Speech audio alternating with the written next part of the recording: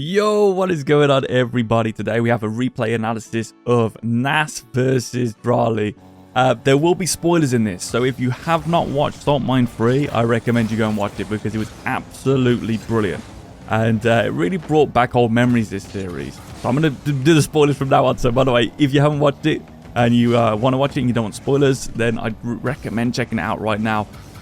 Yeah, this was a brilliant series, and this really brought me back to the old days. You know, you had Johnny and Shogun doing the commentary, and it just brought back memories for some reason of Scrub Killer versus Devo. I don't know why, I don't know what it was, but I think it was just the hype, the reaction, and it really brought back those sort of golden era of Rocket League. And you know, on a side note, while we're watching this in the background, a lot of people are hating on Sonics, Epic, whoever, you know, but at the end of the day, you've got to give them a bit of credit. They've put on this big ones tournament, and it's fantastic. I know there's some dodgy decisions going on for us fans. You know, for example, I love Dropshot, and that's going away from rank next season. But there are things like this, and you think, well, this is what it's all about. And wow, what a tournament. This series was incredible. You know, like I say, it really brought back memories. But the reason I love this series so much, watching this, was because it showed the ability to adapt. And what Nass did, and especially in the final game, was incredible. They both played amazing. But no one really could get Drali. I mean, Drali was 6-1 into the finals, pretty much unstoppable. But Nass, he played such a great game. And what he did was so cool because he basically got in Drali's head, and he used a bit of a different style to a lot of people, which is something we've mentioned for a long time, which is wasting time.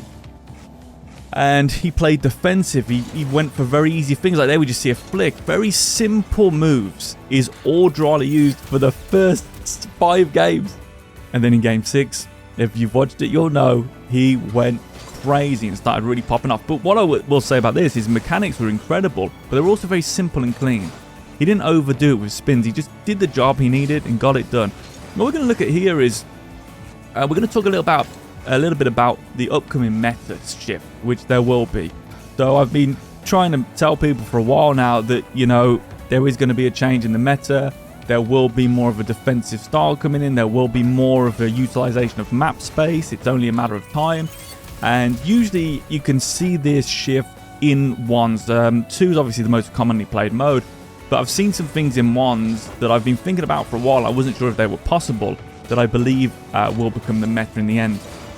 And one of those things is, obviously, I've talked about for a long time, take the ball back, and players have been doing that for ages. You know, I'm not claiming I've come up with something incredible, but players have been doing that for ages. But I think more of when can I take the ball back and get into map space is going to start being used to especially drain that clock a little bit more. And in 2s, I think it'll be started to be utilized more. The other thing from that is Drali was one of them, and Daniel as well, throughout this whole event so far, who has been doing a very good job of dragging the ball all the way back to their own corner and doing a full map air dribble. And I think basically whoever masters that first will be unstoppable for quite a while, because you're going to pull the ball back, you're going to boost off the opponent, force map space. All you've got to do is get a flip. If you've got good aerial control, get a flip reset, and they are at your mercy. And that's what we saw from both Drali and Daniel. But anyway, Nass, which is who we're going to look at. We're going to do the whole replay here. It's going to be Drali and Nass. So yeah, we're going to look at like how Nass used the ball as a weapon, how he controlled Drali by making very simple plays and forcing commits. And yeah, it was just fantastic to watch. Well, this series really reminded me. I know obviously I said about the one Scribble and Devo in the past, but it also reminded me of, as far as an adaptation standpoint, it really reminded me of Raid versus Mads, which is my favourite series of all time, biasly probably, but that was such a great series. I think best of 7, Mads was winning 3-0, and then Raid came back and won 4-3. And it was so good because it was such an adaptation was made to get the win there from Raid. So it really did remind me of that. And that's playing almost what people would consider bot-like, boring, but I would just say fundamentally sound and really smart, controlling the ball, taking time, and then right at the end, he just turns it up to 10. And what he's done over time is conditioned his opponent. And this way in ones especially, you know, it's not over till it's over. You know, you can purpose it, and I think we're going to see this more in the future. I think we're going to see teams purposely start to overdo obvious game plans to get losses. And there we go. That's actually the end of the game there. It was over from Drali. He gave up there. So we're going to go back into this and have a look at what we see. So we're going to look at the kickoff here again. You know me, not going to spend a massive amount of time on the kickoff. Nass really forcing this kickoff. Drali obviously more central, flips the same way, so he gets the win. And one of the things that really stood out here was the way Nass was manipulating his car on the backboard to get certain looks, and it was really smart here. So right now you can see him high on the backboard, which is really good that he hasn't given up that position too early. A lot of players in Nass's position now will instantly drop down, but Nass holds it. You see how he holds that position for a little bit longer? And what he's waiting for in this situation, he's waiting for Drali to get closer. So if you are in, if you're playing ones, try and use this a little bit more once you go up the backboard. Stay there for a little bit longer.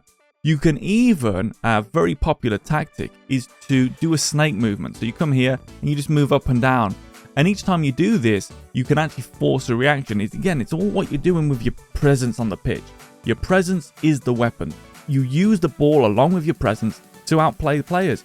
And this is what Nass has done. So here, he did a little bit of a snake move, but then he's stuck. Where most players would have instantly dropped and they would have got flicked because Drali can get a flick off. So what he does is he stays here to delay a little bit longer and then comes down as he gets closer for, guess what move? A side flip. So again, really important. Notice how he actually goes upwards and he waits until he gets closer to get it on the impact. He wants that challenge as Drali makes his offensive opportunity. Really good here. And this was masterful. If you saw the last replay analysis of where people are going wrong in Champ 2, why they can't get to Grand Champ, it's all the fundamentals, and this is what I always say, it's all the fundamentals. And what do you notice here, for example, if you watch the Conscious video, or if you've watched any of the replay analysis recently that aren't pros? Well, I can tell you, you guys will follow across the ground here, won't you?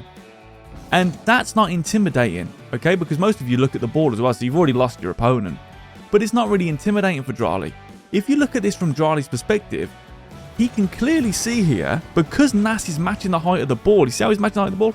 That Nass has a threat. And he can do multiple things when you create a threat. He can still, he can come over the top, he can come across, he can dip down and go up. Hopefully you can see these colours okay. So by staying at the height of the ball here and staying behind the ball, he creates much more opportunity. And this forces Drali to back off. And now Drali goes for more of an outside shadow because he's probably going to look to set up a triangle. There you go. Okay, so he's looking to set up the triangle, but he doesn't take the challenge. Would he have been better off taking the challenge? Potentially. But then again, could Nass have flicked? This is the game of chess you're playing. This is the battle you're playing. It's rock, paper, scissors. You do that, they do that, boom, it's over. So right here, guys, this is a really great defensive move. We're actually going to go up to see this. And I call this the triangle. And if you've seen the free defensive seminar on the channel, I go over this a little bit more. This is a position you can force, specifically in 1s and 2s. And I use it a lot to get free goals, especially if you know you've got the boost advantage. Now, when players are playing very fundamentally sound and you do a good job like Drali did here, what you'll see that Nass will actually forego this boost, even though he's got boost. But you'll force them to leave the boost to keep the height of the ball, because they know how it's much more useful to keep the height of the ball here. One of the biggest things I see from low rank players is you'll come down to grab that boost whilst the opponent's there. Of course, if the opponent's backed off, use your vision, okay? See what you see, and if they're not there, you can grab the boost and get behind it. But if they are there, you've got to prioritize the ball, because this is why you lose 50s in your corner where they'll bounce and just go straight into net. It's because you're under the ball. Why wouldn't they challenge? So once they come out here, Drali knows he's got a good position. I'm going to change to R. There we go. It's a little bit brighter. And now this is where you have your triangle. So you created the first, the opponent and the ball are 1. You are obviously 1. And you're going to come across into the position this player is moving. And that's where you've got to make a decision. Do I, as I move into this position, just jump and side flip? Very, very good choice. A lot of the time if you've done a boost off against the players that struggle to control the ball. And when I say that, I'm talking Grand Champ 2, Grand Champ 3. They'll often mess up their flicks here just with a bit of pressure. Or do I, as I come into this, do I then go to an inline shadow? And God knows what you're going to do here because they can't see you. So those are the things that you're going to have to ask yourself. So when you come over here, we see this triangle is completed. And that's where Drali has to make his decision there. So if we go again here, we've had this triangle, okay? And Nass has done exactly what we expect. He's going to go onto this line. Drali has come across here, and he has now made the decision. Well, actually, I've mistimed it. I haven't timed it where I wanted to because I prioritized the boost there. So I couldn't get across as early to go for my side flip. So therefore, I'm going to have to peel into an inline, which is a great position. So let's get back into what these players are seeing at this moment. And you'll see nothing. And this is the power of an inline shadow. And often what you want to do is once the ball gets to this kind of area, once it gets to, they're close to your net, they're in your half, approaching your sort of attacking third, your defensive third, I should say. This is where you want to prioritize a inline shadow for a lot of players. Especially against a higher level player where they'll attack your net. A lower level player will wrap that ball all the way around the backboard. A higher level player will know the importance of attacking the middle and therefore will take the middle. Okay, and you can see here, Nass, high level player, he's took the middle because he knows the importance of it. But the ball in this situation is not only blocking his view of his opponent, it's blocking the view of the net. So he can't place this ball. It's going to be difficult for him until he jumps or does something here.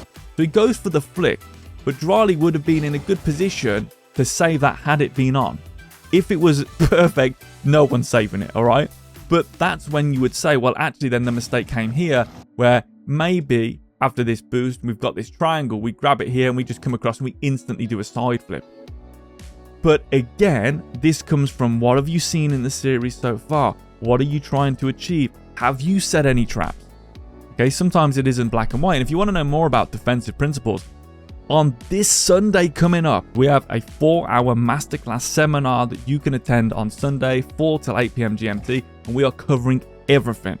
If you don't get multiple things out of this, you're going to have coaching as well, live, you're going to be in games playing. If you don't get anything out of it, then there's nothing, you know everything, okay? Because we're going to tell you as much as possible. So a good flick there to put the pressure on. And this is the meta. Okay, this is going to become massive in a season or two. Beat it. I just saw a Squishy video the other day doing full pitch shadows in 2v2 as first man. A full pitch shadow. Okay, it is going to be the meta. Squishy also the other day, we've been talking about how first man should have first man duties and second man should just leave them to it and then pick up the ball when they can see the opening. Squishy just mentioned that last week as well. So now the stuff that we've been talking about in the pacifist system, pros are starting to see and they are starting to adapt into their game. It is only a matter of time. I'm telling you ahead of schedule what's coming up. Okay, trust me. So good take back there from Nass. And Drali here doing a real smart job because Drali knows that Nass has prioritized moving the ball here as opposed to the boost. So he's actually going to go for a block here. But you've got to be careful. So he gets the block. And what I mean by that is he's prevented Nass getting that boost here in the corner. That's a win. But now he goes a bit to town. And that's a loss. So he could have continued to try and ride that section off the pitch and not allow Nass to get it. And then what you get here from Nass, not only a great little break, but a really good fake into the corner. An instant flick, and he has to flick it there because the ball is on top of his car. What's one of the rules in 1s, 2s and 3s? Never dribble out of defense. So if that ball is on top of your car, you need to flick it or low 50 it fast. You got to get rid of it. You can't get under the ball and chill. Instant flick. Notice how Nass doesn't even control the ball here. Instant flicks. They are so important. So really good stuff here. Great ball. I mean, they changed his name on stream to Nasterclass, and it really was a Nasterclass. I mean, look at that. Bumps him, gets the open net. Beautiful finish as well. Let's go into the next goal. Or the next sequence of play. Good kickoff there. Nice and central. Puts the shot on. Again, always gets something going straight away. It wasn't the highest shot. A high shot would have been better because it would have forced Drali to have to go upwards to make the save, which could have prevented him getting the boost quick, which means he can now turn this around. But again, we've seen a little mini triangle, okay? Once you know it, okay, once you actually understand defending, the game looks completely different. I've had players in the pacifist system who really struggle with understanding defense. And once I taught them the triangle, they said, now I understand the game completely. And you'll see it here. For some people, it seems like common sense. For other people, they need the triangle. People are different. Everyone needs a different way of explaining. But right here, same exact play that we saw Drali do to Nass. Okay, so we don't know what the outcome is here. But what we've got is we've got the triangle being set up. So in a situation the opponent's moving quick and you can't get what I like to call blanket, which is a close inside shadow or a block, you generally will see the player will back off to the mid boost. And then they'll work what I call a triangle. So they create the first little bit of the triangle. They're in an inline position. And then they will turn often. And they'll try and turn into this position. And that's where you can really mix it up. If you're playing at Grand Champion 1s and under, you can pretty much always turn and do a side flip and go pretty good. If you're playing at Grand Champ 2 and under 2v2, same principle applies. As you get higher, you will need to do more back off. And then you can go for your half flip challenges and so on and so forth. Because again, and this is why sometimes it's difficult to tell players this by showing them in like a Champ 2 game, a high level player will attack the middle. Most players in Grand Champ and below will just play this ball forward and try and force it. So get good at this, but just know that if it doesn't come up, don't get frustrated. It just means you're going to be ahead of the game when you get to the next rank. And you should be able to get to the next rank if you understand the defensive principles. So here we'll see Nass move into that position, and there it is. So he's created the triangle. Okay, here we started here. So we come. Drali's coming down here. Nass has moved into this position. But there's too much space. Hasn't caught the speed exactly how I want. Can't now go for the side flip. So his options are shadow. Now he can go inside, which is probably going to be preferred, inline, or outside. Most people won't bother with the outside now. And you're going to see more players actually moving away from outside shadowing in the upcoming season. We've been saying this for a long time, and you're starting to see it more and more. More players are getting rid of outside shadowing now because it's less effective. We said that over 2 years ago here. Me and Raid when we were doing the first 2 series. So it's again the meta shift. And what we're seeing now is more meta shifts in defensive areas. So again, Nass goes here. What does Drali see? And again, it's rinse and repeat. And you'll start seeing the same pattern over and over. Same ball. Boom. Lost vision. Loses vision of his opponent. So he's going to flick instantly. Okay, because he doesn't know where his opponent is. And then Nass can just tap that to the side and try and stay with it. And again, he's above or matching the height of the ball around the corner. He's not, as you guys were. Let's say you're getting real good at this. You'll make this save. I know a lot of players who will instantly jump off this wall and prioritize this boost. Be honest to yourself. Would you do that? Would you jump down here? If you jump down here, you know you've got nothing. Okay? Because all you'll do is just roll it straight back up the wall. You've lowered your shot percentage. These guys are playing 8 hours a day. They're going to be able to hit stuff off that. You're not. But at a higher level, if you come here, you've already given the ball over. Drali's just going to stop and backflip at half flip challenge and push that ball around the wall because you've just took an unfundamental position. When I say to people that the highest level is the fundamentals over and over and over again, and people don't believe me because I'm not doing multiple flip resets, they're really missing the point. Same with the flake series. So right now, Nass is above or matching the height of the ball on the wall. Near the wall, and this makes his challenge much more successful.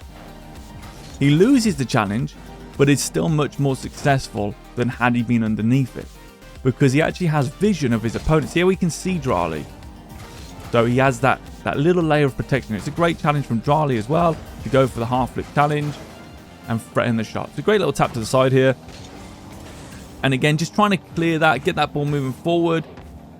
And what Drali's done here is really good. And already you can see what is coming up. Okay, so Drali's played for map space here. Nass has gotten rid of it. Grabbed the boost. Okay, look. Grab the boost. Because Nass needed that boost. And now he's done a drag back. Now, remember, you yourself can drag it back, or you can let your opponent bring it to you. I love this in 2s. And there it is. There's your map space. You don't want to give map space to a high-level player. This is why I've been saying for a long time most players are playing the game wrong, because they're trying to force it in the corner over and over again. Now we're seeing players at the highest level start to incorporate more usage of map space. The game will be very different in 2 seasons. So here he gets the map space, Drali, he plays that really well with the drag back or force back, push back, whatever you want to call it, and then we'll go for a simple flick here.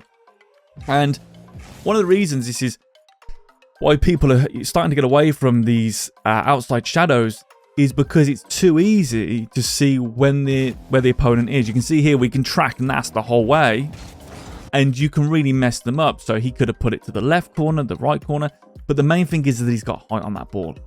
Okay, and you're going to see this over and over, and that he doesn't end up in the net. Yeah, a big mistake a lot of people make is you'll make your offense, you'll end up in the opponent's net. If that's happening to you, you're starting your offense way too late. I remember coaching a player once, and we got them into Grand Champion ones. And one of the biggest pieces of advice I said to them was stop starting your offense right in front of the net, because what they would do, and they were a great player, great person, they would dribble all the way to here, and then they would try and flick it. It's so easy to save it from there because you're right next to the net, I can just jump and block. So I said, start as soon as you get to this pad, start flicking. Grand Jam. Alright? Obviously you have other things, but that was basically the big and small of it. The ability to flick, put pressure on, force the opponent to use resources where you're using the ball as a weapon and get round. So you're going to see this again. It has to happen. He's got to go for the outside shadow here because he fell for the trap, did Nass here. And he just came further and further forward. So he clears this here. He should already know what's coming here, because a seasoned good ones player is going to play for the boost. They are going to use map space. So what can you do? You can come out of this, grab, and then maybe come here. And maybe now you can stay with your blanket. All right? Which is your inside shadow. So just something to consider, guys. The way the meta is shifting, and it's small details now. And it's great to see because it's getting more and more refined. You know, it really is getting more refined, the game. So again, good kickoff. And a good little boost fake here. And this is where you sort of see the outside shadow have more of its value, where players use it to try and avoid edgeable bumps versus an inline shadow, for example, or even an inside shadow. Because for Drali here, an inside shadow would be more beneficial for him to take out Nass, because he's moving the ball this way towards net. And I do apologize for my bad drawings. If Nass was here going up, his car and everything, the energy is moving towards that. Because Nass is on the outside, he's now actually got to go backwards to demo him, which makes it much harder. So again, even though I say that players are going to be utilizing less outside shadows, it makes sense for this, because as you can see here, he's able to make it awkward for Drali. Okay, so look at this again. Nice first touch. And it's just very difficult to do. And another thing what Nass does here, which is really cool, and you're seeing this a lot now, which is great, is he doesn't waste his second jump. A lot of champ 2s will come here, they'll do that, and now they're double jump. They'll double jump really early, where he's holding it so he can flip. And he does actually get caught there. Great save again. And even there, he doesn't use his dodge. So if you look at this, he doesn't do his second jump, he just does a single jump there and tries to stay with the ball again, side on. Notice his side on, larger hitbox. Not trying to force this ball out of defense. This is something really key here, guys. That he's not trying to blast this ball out of defense with low boost. He's trying to keep the ball close. And again, what has Drali's mistake been? He's gone for a prolonged... The ball's grounded. So I think outside shadow is better when the ball's in the air, because you can do... It's easier to play. You can dodge things, like I say, because again, a high-level player will attack the middle. Drali's mistake is similar to Nass's earlier. He's gone for an outside shadow. Well, if I'm a grounded player, it's really easy to see your challenge from an outside shadow. And this is why you have challenge positions as opposed to just backing off here. And again, the triangle hasn't been created, because people go, well, you said about the triangle. This is not a triangle. Okay, and here's the reason why. Once Drali gets this boost, and through the whole way, he's initiating his challenge here. Okay, this is where he's thinking about his challenge. He's going to move into position. But what's the difference? Nass has not started here. So this hasn't happened. So he doesn't have that time. Now Nass is already here. It's going to be really hard for him to catch up here. Let's just go back. So hopefully I can explain this, because I know it's really confusing here. But Nass does not go in line. If you look at it here, it never happens. There has not been a moment where Drali is in front of Nass. This is how you can create a triangle and then let him drop it, and then you can come here and you can challenge. He's having to go here. So even though the shape is a triangle, I'm aware of that. That's not what I mean when I'm talking triangles. To have a successful triangle, you must have them in the same line at the pitch. So if you're there, they're there. They're there, you know what I'm saying? You're here. That's where you have to start a triangle. And ideally, you start the triangle in a challenge position which is on this wall. So really, when you're talking triangles from the outside in, you're talking that they are in line here, and then you move into this position, finish the triangle. So even though the shape is a triangle, that's not what I mean. Hopefully that makes sense. And because Nass has done this, similar to Drali, he now sees the challenge coming, and it's a very simple flick and a great finish. Well played. And really good reactions as well. And he probably did that bit more reactive, to be fair. Good kickoff from both players. Drali trying to get the wave dash. And again, Nass playing close here, trying to take control of this ball nice and close. Here we go. Gets right behind the ball. Tries the 50. Drali's always going to win this. Okay? Because go back to the grey belt video from 4 years ago. Why? Because he is going to come from the inside. So right here, the inside player will win a 50. And sometimes you can get that straight on net. So Drali's going to win that. I love this. So, come from behind defending. So useful on the backboard. And it's starting to become a thing where you're here now. You let them go ahead just so you can come behind. As opposed to come here. Especially if they've got boost. I was playing Gom. Obviously, you guys know, plays for Guild. And the only way I was able to stop any of his stuff, which I wasn't able to do, by the way. Okay, there's a big difference between Pro and GC1 over here. But the only way I was successful was let him go ahead. When he gets ahead, then I was able to actually come from behind and defend. It was the only way I was able to stop him in the game. And it actually worked every time. 3 out of 3 was successful. But obviously I had no chance. It was probably like 11-2, if that. Maybe I did even score 2. And that was in a game of 2. So, anyway. Nass coming from behind defending here. And he's trying to curve it out. And he's trying to keep that ball grounded. He's not looking to get that ball on top of his car yet. He's keeping it grounded. Because he knows if he does, he's going to get dunked. Plays for boost with the ball. And now he has control again. Attacking the middle. This is a great move. The give and take. So, it's the subtleness of this that really makes it smart. And to understand this in more depth, you've got to look at Drali here. So, what you're going to see, first of all, Nass again can see Drali. He knows his position based on the outside factor. So, what he's going to do here, he's going to do a very classic move. You can do this with 50s. I really like this move. I call it a give and take. So, you give them the ball. And as you give them the ball, you instantly start to drive behind the ball. Boom, like this. Now, to this play, this is a really good move, guys. Put this into your game. It's so simple and effective. Once you push this ball at a player, so you can use this in exactly the situation. So just so you know, you've got them on an outside shadow, and you've seen them move back like this. You've got them in your vision. Slow down, let that ball go, or you don't even have to slow down, actually. Just turn off the ball, and then go right behind it. And now you're hidden. Now, Drali, or your defender, will have no idea where you are. And a lot of players play this defensive position wrong. What they'll do is they'll do this. They'll jab the ball with the side of their car. You really do have to side flip here. Or you have to power slide at the end and instantly jab and go up straight away. The reason is because you jab with the side of the car, you've lost your mobility. Now, Drali's got to turn and go up. It's going to take too long. So, really, the genius of this play will only be seen if you watch it from Drali's perspective. Because you'll only understand it here. Nass gives, and now he's disappeared. We have no idea where he is. It's assumed the worst. He's right behind us. We're going to jab it up. Damn it, he wasn't. And he's able to get that shot off. Let's watch it from Nass' perspective. You can add this to your game, guys. It's such a good move. Hide behind the ball, and then you can go up and shoot it. It's a brilliant move. That is. So effective. So I call it the give and take. You can call it what you want. Now, it looks like we've got a kickoff goal coming up here. So, Drali gets this ball, and again, always try and be... Oh, okay.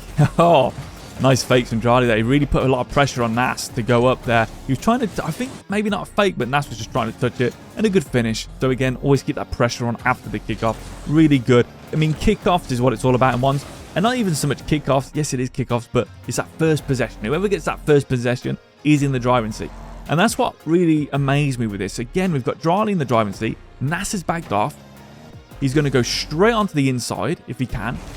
Or in line, I should say, and get this block. And this is a great bit of defending. So, again, Drali can see him. And this is where the layers come in. So, remember earlier I said, well, if they can see you, they can see what you're going to do. But you can also use that to your advantage. The game is so quick. If I go outside and I keep doing dive challenges from the outside, you're going to get conditioned over a series that when I get on the outside, I'm going to dive challenge. Nass now hides it instantly here. Drali's like, oh, is he going to go for a dive? Because he did before. And now we go into this position. Obviously, he's looking for the bit of razzmatazz.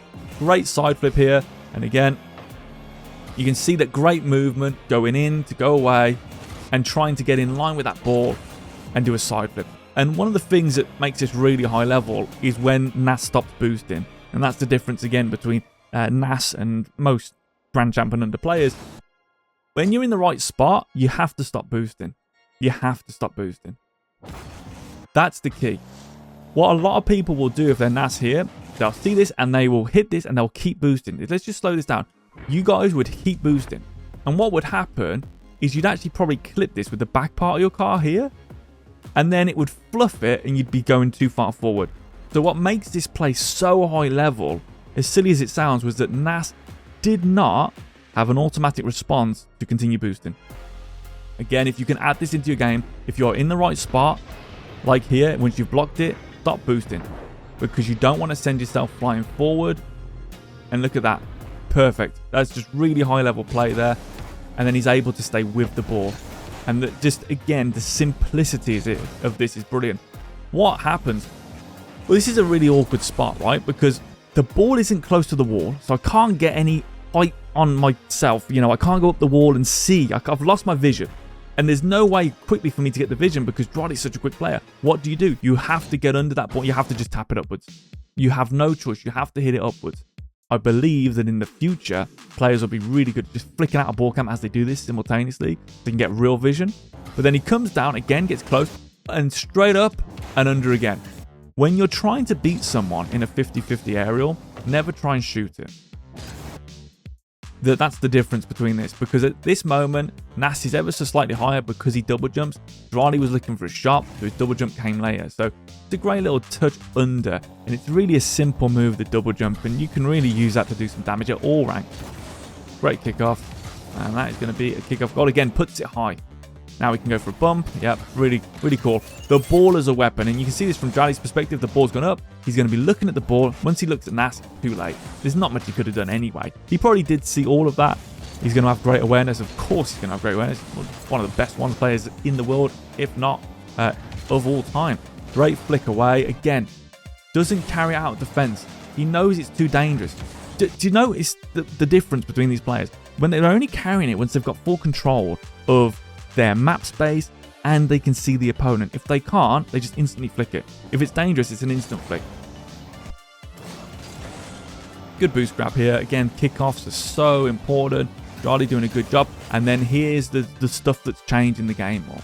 The ability and the willingness to play the ball backwards that we're seeing and more. You know, we've seen this for years. I'm not going to say we haven't. This has been around for 5 years. Okay, we saw players doing this in the old days. But now, players are so much more willing to take it back. And it's really opening up the pitch. See, look at the space you get. They're really opening up so much more space that as the mechanics go up, the person who's better at playing for map space is going to be the best player in the world. So plays inside, even better could have been to the corner, but instantly tries to get some offense off. Again, Drali just sort of chilling here. In an outside shadow, which makes it easier usually to defend an aerial attack. And we'll just go for a swipe. Unfortunately, doesn't get that in.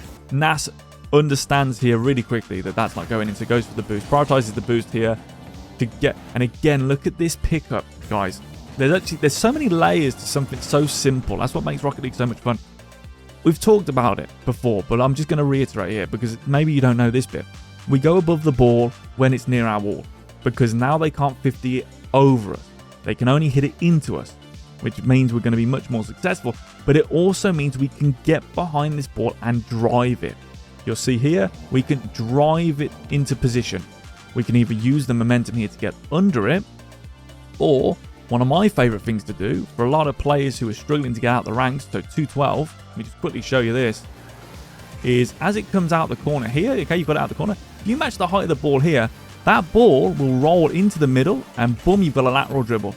And that's probably the strongest move in the game for offense, unless you're super mechanical. But if you're not a mechanical player, you don't have all the time in the world, that's the move you want. Now you've got everything, okay? So that's why you see players go above the ball and you're always looking, what do I get given? And in that situation, Nass was given. Here we go. So in this, so remember I just showed you the lateral dribble version, but Drali goes on the outside here. So now because he's on the outside, I can't allow that ball to scoop round and then go down into the middle because I don't want to give him space. If Drali stays still and I try and sweep over here, we're too close. So you've always got to use your vision and use your awareness to say, well, he's backed up there. If I can cut across here, I can get a scoop up. That's a really good position. We don't always have to do an angle change, especially not now with air dribble bumps and the power people are getting on that 45.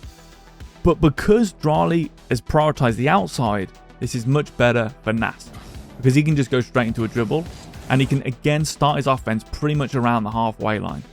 This prevents him landing in the net, forces Drali to go up. Again, a lot of people go, it wasn't a good opportunity. It doesn't need to be. He's making him work in defense. It's tiring. He's making him use resources. He's using the ball as a weapon because that ball's going to come back. And now guess who has the ball again? Nass. So Drali had to use boost to make a save that he can't follow because of the power of the flick.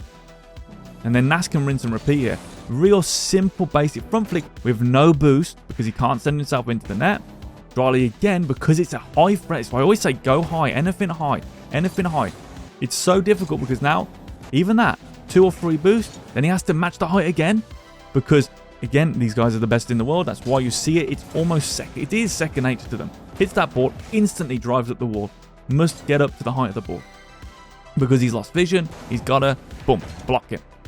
But over and over now, Nass uses the ball as a weapon and thinks, do I grab the corner boost? You might grab the corner boost. But in this situation, he doesn't have time to because he needs to stay close enough to gain respect. And again, another high hit. Getting in the way and a fake. Forcing Drali to continually be disorientated. Watch this again from Drali's perspective. Look, that's awkward. And so Drali here, really smart player, really good player, goes out of ball cam. Most of the players, again, even in GC2, probably won't even go out of ball cam here. They'll probably be looking at the ball and you'll probably score on them. But again, that's why you've got to get good at playing in car cam. As Raid always says, use the circle on the floor. Use the circle on the floor. That tells you everything. So again, gets rid of the ball, but the ball is now a weapon. Nass isn't seeing this as, I'm trying to score. He's seeing this as a weapon. I'm trying to wear you out. Gets a block here, goes into the middle. Drali has committed out of anger here because he knows he shouldn't commit here. There's no way he should dive on this ball. If the best players in the world are diving on these balls in the corner, instead of trying to stay fundamental because they're that worried about what's happening, they know they need to make a comeback. They need some volatility. What do you think is going to happen under Grand Champ? What do you think is going to happen under SSL? What do you think is going to happen under Top 100? It is going to be like taking a candy from a baby, okay? So, great play here. Falls him into the corners where you don't flip into your corners if you can help it, and you get the open goal out of it. Again, it's all about how you play that 50-50. Really, really good play.